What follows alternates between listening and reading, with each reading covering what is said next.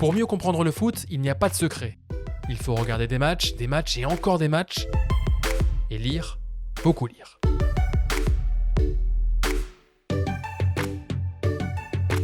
Vous cherchez des livres pour améliorer votre compréhension du jeu et votre culture tactique? Voici une liste très subjective et non exhaustive de 10 ouvrages qui vous aideront à mieux comprendre ce qui se passe sur le terrain. Autant le dire tout de suite, j'ai coécrit 4 ouvrages sur le jeu qui cherchent à expliquer ce qui se passe sur le terrain sous différents angles d'attaque. Le premier, c'est comment regarder un match de foot, sorti en 2016, ça remonte déjà. Je l'ai coécrit avec Gilles Juan, Raphaël Cosmidis et Christophe Kuchli, et notre ambition c'était d'en faire comme un manuel de première entrée dans le domaine tactique, avec la volonté d'expliquer sur chacune des phases du jeu les différentes approches qui sont mises en place par les entraîneurs. Il y a 5 phases principales dans le foot: la phase avec ballon, la phase de transition défensive quand on le perd, la phase sans ballon et la phase de transition offensive quand on le récupère, avec en plus les coups de pied arrêtés. Et pour chacune de ces 5 phases, on a vraiment exploré les différentes approches de la part des entraîneurs. On décortique aussi les systèmes, les postes, leur évolution, pour offrir un guide aussi complet que possible pour tenter de pouvoir mieux comprendre ce qu'on voit sur le terrain. Par exemple, sur la phase sans ballon, on a une partie sur le pressing, on a une partie sur la défense placée avec le marquage en zone, le marquage individuel, avec la notion aussi de Garel Bus qu'on explore sur cette partie. Sur la partie avoir le ballon, on a le jeu de position, on a le jeu direct, le kick and rush, on a le jeu à la nantaise, puis donc une partie sur les coups de pied arrêtés pour montrer les différentes stratégies sur corner, sur coup franc, avec certains experts aussi qui nous expliquent les combinaisons les plus en vogue. Tout ça enrichit évidemment de nombreuses citations de joueurs et d'entraîneurs références, Guardiola, Klopp et tous les autres, et aussi d'entretiens exclusifs avec des grands entraîneurs français, Van Denwex, Giroud, Elie Bop, Stéphane Moulin, Guy Lacombe, parmi d'autres, qui nous expliquent finalement tous les ressorts tactiques dans chaque phase du jeu, histoire de bien comprendre ce que mettent en place les entraîneurs. Les entraîneurs, justement, la transition est parfaite, c'est un métier, avec notre deuxième ouvrage, Les entraîneurs révolutionnaires du football, coécrit avec Raphaël Cosmidis et Christophe Kuchli encore une fois. Notre idée, c'était d'ajouter une dimension historique à cette exploration tactique à travers la figure de 7 entraîneurs marquants au fil du temps qui ont influé la manière de penser le foot et la manière de jouer au foot. On a regardé plein de matchs sur ces entraîneurs références pour décortiquer leur approche, décortiquer ce qui a fait leur particularité, leur singularité et en quoi ils ont permis de faire avancer finalement le foot en termes d'idées et en termes de manière de le jouer. Les 7 noms, ce sont Gustav Sebes qui a mené la Hongrie en finale de la Coupe du Monde 54, avec pour la première fois à une époque où le foot était encore très segmenté et très individuel finalement, avec des successions d'initiatives individuelles, une première approche un peu plus collective, un peu plus fluide, avec aussi une rupture par rapport au WM, le système en vogue à l'époque. Ça pourrait être le sujet d'une autre vidéo. On a Elenio Herrera, le chantre du Catenaccio, qui a été sacré plusieurs fois champion d'Europe avec l'Inter dans les années 60. On a Rinus Michels ici, qui est le fondateur du football total avec l'Ajax puis avec les Pays-Bas. On a également Valéry Lobanovski, dont l'influence s'étend sur plus de 3 décennies, avec une approche très scientifique du foot, presque mathématicienne. Ensuite, on a Arrigo Sacchi, à partir de la fin des années 80, avec évidemment son Milan qui a été une référence sur la défense en zone, sur la manière de presser également, et sur la volonté de changer un petit peu l'état d'esprit du foot italien, qui était encore imprégné du Catenaccio d'Elenio Herrera. On a également aussi Johan Cruyff, avec son Barça, évidemment, avec ce jeu de position qu'il a commencé à mettre en place et qui se ressent aujourd'hui un peu partout en Europe dans les équipes qui veulent avoir le ballon. Et puis ensuite, on arrive justement jusqu'à Pep Guardiola, qui est un petit peu son disciple, mais qui a ajouté d'autres niveaux en réinventant aussi, en recyclant certaines idées du passé. On a donc pris ces 7 entraîneurs, on a décortiqué les matchs de leur équipe pour ressortir des grandes tendances de jeu. On a exploré aussi leur méthode de management, leurs principes, leurs concepts. À travers ces 7 entraîneurs, on entreprend un long voyage au cœur de l'évolution des idées dans le football pour bien comprendre pourquoi et comment on en est arrivé au foot d'aujourd'hui. On pourrait déjà actualiser cette édition en ajoutant éventuellement un 8e entraîneur, sûrement Jürgen Klopp, avec son pressing, son gegenpressing, l'intensité, qui sont devenus vraiment des notions clés dans le foot d'aujourd'hui. Justement, dans le livre, on met aussi en valeur des entraîneurs qui n'ont peut-être pas tant que ça changé la manière de penser le foot et la manière de le jouer, mais qui ont eu beaucoup de succès. Par exemple, Sir Alex Ferguson, qui est l'un des meilleurs, sinon le meilleur manager de l'histoire du foot, avec des compétences très élargies, son impact sur la culture d'un club dans tous les domaines, son management humain aussi, mais qui n'a pas tant que ça changé finalement la manière de jouer. Il a eu beaucoup de succès, mais il n'a pas révolutionné le foot sur le plan tactique. On lui consacre quand même quelques lignes, comme d'autres entraîneurs qui ont eu beaucoup de succès au fil des années, au fil des décennies, mais qui n'ont peut-être pas eu cet impact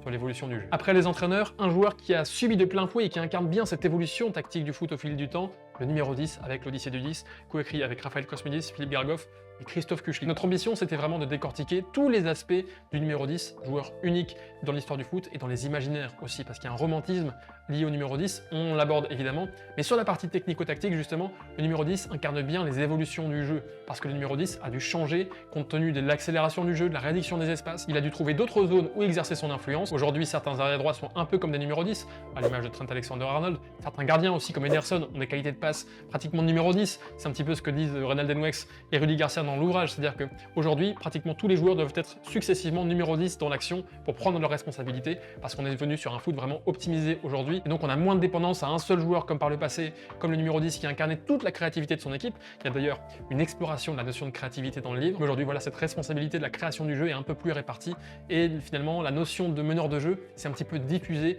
au sein de tout le collectif. On a également interrogé certaines professions qui sont parfois comparées à un numéro 10, un chef d'orchestre, un magicien par exemple, pour tirer un petit peu le fil de ces métaphores et voir ce que ça donne. Et pour couronner le tout, une belle préface d'Omar Da Fonseca, évidemment, qui a été marquée lui par l'histoire des numéros 10 argentés. Le quatrième et dernier ouvrage, promis après c'est fini l'autopromo, c'est Comment gagner un match de foot. Il est sorti fin août 2021. Il est vraiment centré sur la notion de performance. On explore vraiment tout ce qui fait gagner une équipe, avec Christophe Kuchli, Raphaël Cosmidis et Philippe Garagov. Ça part de la direction sportive, de la politique de recrutement, de la stratégie aussi de recrutement, jusqu'au quotidien aussi de la semaine, de la préparation des matchs, physique, mentale et technico-tactique, avec l'analyse vidéo également. Dans le livre, on explique comment sont mises en place et élaborées les stratégies pour les rencontres, avec l'analyse de l'adversaire, avec l'analyse de ses propres points forts et faiblesses, pour déterminer comme ça des principes de jeu globaux, des principes aussi plus individuels en fonction des profils des différents joueurs. Et puis on a laissé carte blanche à plusieurs entraîneurs pour nous décortiquer différentes phases stratégiques du jeu, pour qu'ils nous expliquent comment remporter la bataille tactique. Par exemple, Olivier Dalloglio nous explique comment construire depuis l'arrière. On a également Christian Gourcuff, spécialiste de la défense en zone, qui nous en décortique les différentes clés. On a aussi le contre-pressing avec Peter Zedler, le pressing avec Roger Schmidt. On a également les contre-attaques avec Luca Elsner. Bref, une sorte de petit guide comme ça stratégique élaboré par différents entraîneurs. Si vous voulez vous procurer tous les ouvrages que je vais citer dans la vidéo, évidemment, tous les liens seront dans la description. Ce sont des liens affiliés, ce qui veut dire que si vous achetez quelque chose à partir de ce lien, je toucherai une petite commission. Ça peut être un moyen de me soutenir. Merci d'avance. Tiens d'ailleurs, est-ce que vous avez déjà lu l'un ou plusieurs peut-être de nos 4 ouvrages? Si oui, dites-moi lequel vous avez préféré en commentaire. Place maintenant à la Bible. C'est le livre référence sur l'histoire de la tactique. Je parle évidemment de Inverting the Pyramid, la pyramide inversée. Le livre a été traduit en français, signé Jonathan Wilson, un journaliste britannique vraiment référence dans l'histoire de l'évolution tactique, qui a eu une vraie démarche d'historien avec cet ouvrage, qui est remonté jusqu'à la fin du 19e siècle, jusqu'aux origines du foot, pour comprendre dès le début comment le foot était joué à l'époque, quels étaient les systèmes tactiques, quelles étaient les idées, les manières de jouer, le jeu long et direct anglais, le jeu de passe écossais, le jeu un peu plus subtil, un peu plus technique de la part de l'école danubienne d'Europe centrale. Bref, toutes ces influences à travers le monde, jusqu'en Amérique du Sud également. Ça nous donne vraiment un aperçu très complet de comment les idées se sont développées dans différents endroits du monde, là aussi à travers différentes figures d'entraîneurs, de joueurs, d'équipes qui sont décortiquées avec des schémas évidemment explicatifs. C'est vraiment un travail de recherche extrêmement minutieux, une démarche d'historien de la part de Jonathan Wilson. Alors parfois ça se perd peut-être un petit peu en détails biographiques sur différents joueurs, différents entraîneurs, mais ça reste extrêmement intéressant pour comprendre comment ces personnes ont changé et ont marqué l'histoire du foot et l'histoire de la tactique. J'ai toujours aimé le foot, j'y ai joué depuis mon plus jeune âge, mais j'ai vraiment commencé à m'intéresser à l'aspect tactique du jeu en lisant le site Zonal Marking, tenu par le journaliste anglais Michael Cox, qui œuvre désormais sur The Athletic. Michael Cox a écrit 2 ouvrages sur la tactique, sur l'évolution du jeu, cette fois-ci concentrés sur les dernières décennies et ce qu'on peut appeler le foot moderne. Ceux-là, je ne les ai pas en version physique, mais je les ai en version e-book, avec d'abord The Mixer, qui est une histoire de l'évolution de la tactique et du jeu à l'ère de la Première Ligue. Donc à partir de 1992, le jeu en Angleterre qui a vraiment beaucoup évolué depuis les années 90, avec la fin progressive du kick and rush, les influences de joueurs continentaux comme Bergkamp, comme Cantona, comme Zola pour apporter un peu plus de maîtrise technique aussi, avec ce rôle de numéro 10, les influences d'entraîneurs aussi évidemment étrangers, comme Benitez, comme Mourinho, comme Wenger, et ensuite la deuxième vague avec Guardiola, avec Klopp, avec Conte. Bref, toute cette riche évolution de la tactique et du jeu en Angleterre est parfaitement racontée par Michael Cox dans The Mixer, avec plein d'anecdotes aussi, plein d'actions un peu marrantes, notamment sur les touches de Rory Delap par exemple, qui généraient de la peur dans les défenses adverses, au point que les gardiens préféraient envoyer un ballon en corner plutôt qu'en touche face au Stoke de Tony Pulis. C'est vraiment une mine d'or et une lecture extrêmement agréable pour bien comprendre aussi comment le jeu en Première Ligue a évolué. Son deuxième ouvrage est exactement dans le même esprit, il s'appelle Zonal Marking, et cette fois-ci, il s'intéresse à l'évolution du football moderne en Europe, avec des focus sur différents pays, sur différents joueurs, différentes équipes, différents entraîneurs aussi. Michael Cox élargit un petit peu la perspective pour sortir du côté vraiment anglo-centré et pour s'intéresser à l'évolution tactique du jeu en Europe sur les dernières décennies. Zinedine Zidane en prend un peu pour son grade, sur son efficacité, ça crée du débat, voilà, ça fait parler. En tout cas là aussi c'est extrêmement intéressant et ça permet de comprendre comment les idées de jeu ont évolué en Europe pour arriver à là où on en est aujourd'hui. À ma connaissance, ces 2 ouvrages de Michael Cox n'ont pas été traduits en français, ça vous permettra de travailler votre anglais. Pep Guardiola est responsable de beaucoup de choses dans l'évolution du foot et dans la manière dont on le conçoit aujourd'hui.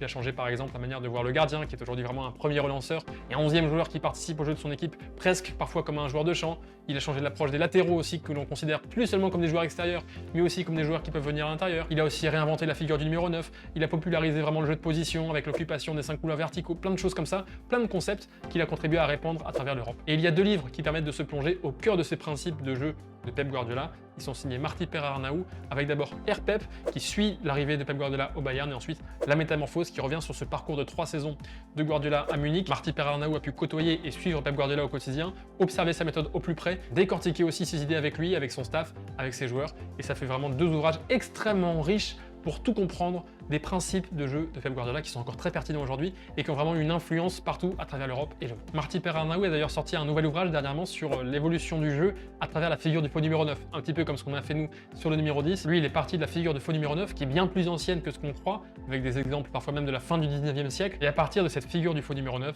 Martí Pera-Arnau retrace les différentes étapes de l'évolution du jeu. C'est un livre qui n'est qu'en espagnol, je crois, mais que j'ai bien envie de lire parce qu'avec Martí Pera-Arnau, on n'est jamais déçu sur le contenu. Le dernier livre de la liste, c'est un livre d'entretien qui date un peu, mais qui reste extrêmement pertinent, extrêmement intéressant aujourd'hui là aussi pour comprendre les différentes idées de jeu. Les Secrets de coach, signé Daniel Riolo et Christophe Payet. Ils sont allés à travers l'Europe à la rencontre de différents grands entraîneurs vraiment de l'histoire du jeu. Il y a Arrigo Sacchi, Rafa Benitez, Gérard Rouillet, Marcelo Lippi, Otmar Hitzfeld, Louis van Gaal, Luis Fernandez, Guy Hiddink, Giroud, Mircea Lucescu, Didier Deschamps, Carlos Bianchi, Claude Leroy, Fabio Capello, Philippe Troussier, Carlo Ancelotti, Roger Lemaire, Vincent Del Bosque, Sir Alex Ferguson, qui livrent tous donc leurs secrets de management. Alors il y a des histoires aussi qui ne sont pas uniquement liées à l'approche tactique, mais c'est une plongée dans les différentes idées stratégiques de ces entraîneurs qui ont vraiment marqué l'histoire récente du foot. C'est une bonne base pour élargir ses connaissances et améliorer sa culture et sa compréhension du foot. J'aurais pu citer plein d'autres livres, notamment des biographies comme celle sur Bielsa par exemple, qui permettent à partir de ces personnages-là de comprendre différentes idées. Et là aussi, on enrichit sa culture foot avec les différentes approches. Mais bon, il fallait bien en choisir 10, se limiter un petit peu pour pas faire une vidéo de 3 heures. J'espère que cette liste vous plaît en tout cas. Si vous manque certains livres, n'hésitez pas à vous les procurer. Les liens sont dans la description. Et vous, tiens, quel livre spécifiquement technico-tactique vous auriez ajouté à cette liste pour aider à mieux comprendre et mieux connaître le jeu? Laissez-les en commentaire. Et puis je les ajouterai dans la description aussi pour aider les autres à pouvoir se les procurer. En attendant, on parlait il y a un instant de Pep Guardiola et du concept de faux numéro 9. Si vous voulez comprendre d'où lui est venue l'idée et comment ça a changé la carrière de Lionel Messi, allez voir cette vidéo.